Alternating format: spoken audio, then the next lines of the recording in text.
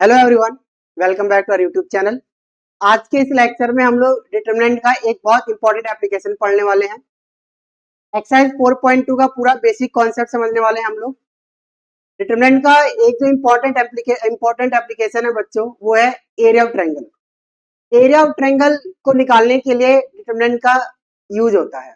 तो आज हम उसी एप्लीकेशन के बारे में डिस्कशन करने वाले हैं। एरिया ऑफ ट्रायंगल, तो area of triangle which vertices are x1 y1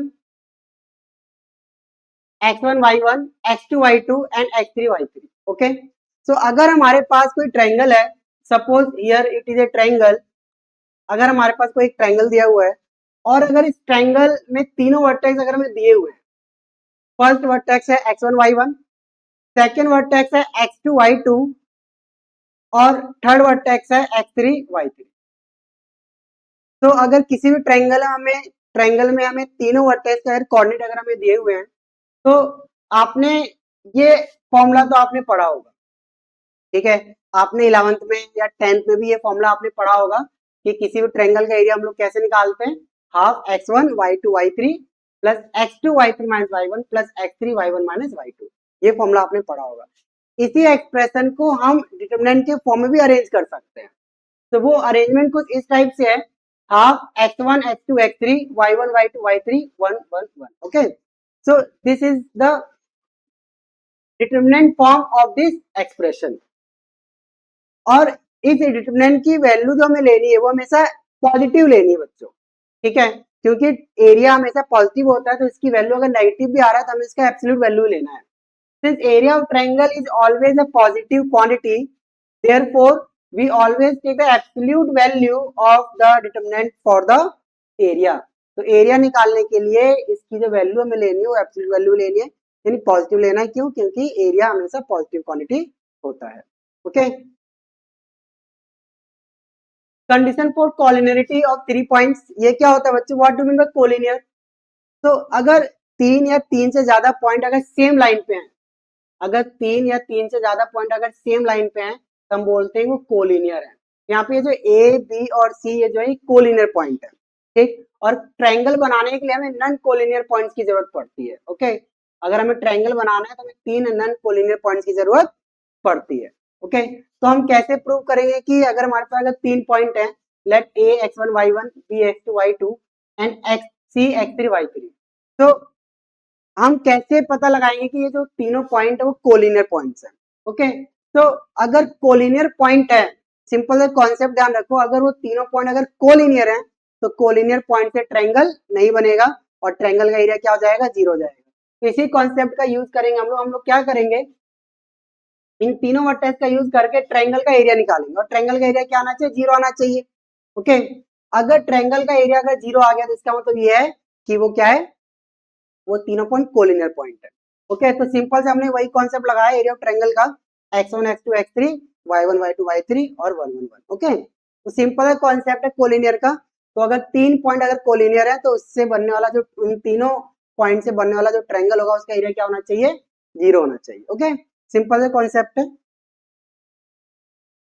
now equation of line passing through two given points, अगर हमारे पास दो पॉइंट अगर हमारे पास है, सपोज ए पॉइंट हमारा ये है, बी पॉइंट हमारे पास ये है, तो इन दोनों पॉइंट को अगर हम ज्वाइन करेंगे, हम अगर हमारे पास ये दो पॉइंट है तो इन दोनों पॉइंट को अगर हम ज्वाइन करेंगे तो एक लाइन बनेगा। उस लाइन की अगर हमें इक्वेशन निकालनी है तो इक्वेशन कैसे निकालेंगे? हम क्या करते हैं कि इसके बीच में एक आर्बिट्री पॉइंट ले लेते हैं हम, ठीक है। हमें ये पॉइंट तो हमें दिए हुए हैं x2 y2, ओके, ए x1 y1, ये दो पॉइंट हमें दिए हुए हैं। तो p हमने एक arbitrary point p x y हमने मान लिया, ठीक है। So let the two points be a x1 y1 b x2 y2 and p x y। Okay, ये कोई पॉइंट है, ए बी से जो लाइन बनेगा उस लाइन पर p कोई हमारा पॉइंट है, तो p a and b are collinear. अब ये कोलिनियर कब होंगे? वही वाली कंडीशन, एरिया ऑफ ट्रायंगल वाली कंडीशन, जब x x1 x2 y y1 y2 और 1 1 1, ये क्या होगा? जीरो होगा। ओके, इसी कॉन्सेप्ट का यूज करेंगे। यहाँ पे x1 y1 और x2 y2 की वैल्यू तो हमें गिवन है, बट x और y यहाँ पे क्या आर्बिट्ररी है, तो ये जो इक्वेशन हमारा आएगा वो x और y के फॉर्म में आएगा, और जो भी इक्वेशन आती है हमारी वो x और y के फॉर्म में ही आती है। Okay, so this is the formula of equation of line if 2 points are given. Okay, find the area of the triangle whose vertices are. अगर हमारे पास ट्रायंगल के 3 वर्टिसेस दिए हुए हैं यहाँ पे, ठीक है, अब हम इसका एरिया कैसे निकालेंगे इस ट्रायंगल का? सिंपल है, कॉन्सेप्ट है हाफ